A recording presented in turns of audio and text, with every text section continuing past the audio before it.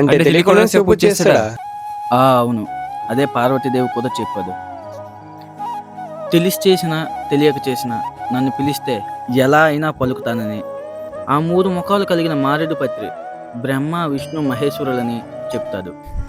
నేను క్షీరసాగర మదనంలో వచ్చిన విషమం తాగినప్పుడు, నా గొంతు నీలంగా మారి మంట పుట్టినప్పుడు ఈ బిల్వ ఆకులు పసరుని తాగి మంట రాకుండా ఆపాను. అందుకే మారేడాకులు నాకు ఇష్టమని శివుడు చెప్తాడు. బాగుందిరా, చాలా బాగుంది శివరాత్రి విశిష్టత. దీనిలో మనం నేర్చుకోవాల్సింది ఏమిటంటే, పురాణాలని కథలుగా కాకుండా మన లైఫ్ లెసన్స్గా నేర్చుకోవాలి. అనుకున్నది జరగకపోయినా ఓపికతో ఎలా ఉండాలో వేటగాడు నేర్పించాడు.